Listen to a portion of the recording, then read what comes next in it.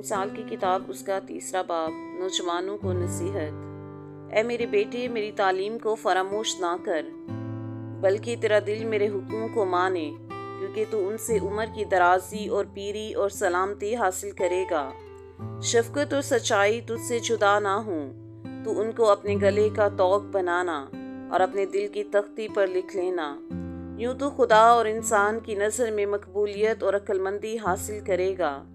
سارے دل سے خداوند پر توکل کر اور اپنے فہم پر تکیہ نہ کر۔ اپنی سب راہوں میں اس کو پہچان اور وہ تیری رہنمائی کرے گا۔ تو اپنی ہی نگاہ میں دانش مند نہ بن، خداوند سے ڈر اور بدی سے کنارہ کر۔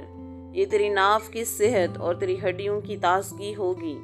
اپنے مال سے اور اپنی ساری پیداوار کے پہلے پھلوں سے خداوند کی تہظیم کر۔ یوں تیرے کھتے خوب بھرے رہیں گے اور تیرے حوض نئی مے سے لبریز ہوں گے۔ اے میرے بیٹے، خداوند کی تنبیہ کو حقیر نہ جان اور اس کی ملامت سے بیزار نہ ہو، کیونکہ خداوند اسی کو ملامت کرتا ہے جس سے اسے محبت ہے، جیسے باپ اس بیٹے کو جس سے وہ خوش ہے۔ مبارک ہے وہ آدمی جو حکمت کو پاتا ہے اور وہ جو فہم حاصل کرتا ہے، کیونکہ اس کا حصول چاندی کے حصول سے اور اس کا نفع کندن سے بہتر ہے۔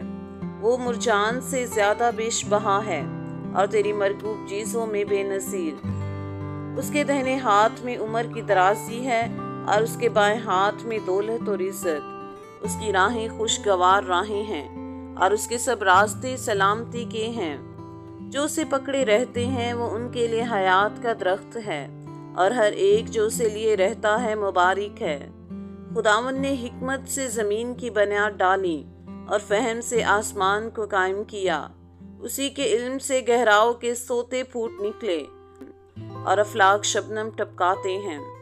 اے میرے بیٹے، دنائی اور تمیز کی حفاظت کر، ان کو اپنی آنکھوں سے اوجھل نہ ہونے دے۔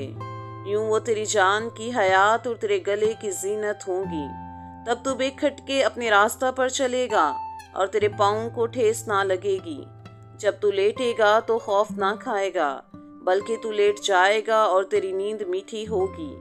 ناگہانی دہشت سے خوف نہ کھانا اور نہ شریروں کی ہلاکت سے جب وہ آئیں، کیونکہ خداوند تیرا سہارا ہوگا اور تیرے پاؤں کو پھنس جانے سے محفوظ رکھے گا۔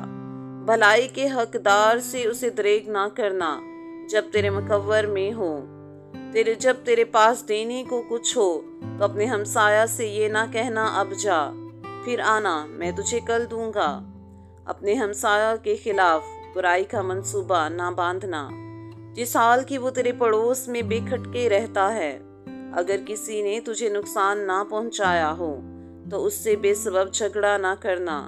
تنخو آدمی پر حسد نہ کرنا اور اس کی کسی روش کو اختیار نہ کرنا، کیونکہ کجرو سے خداوند کو نفرت ہے، لیکن راست باز اس کے محرم میں راز ہیں۔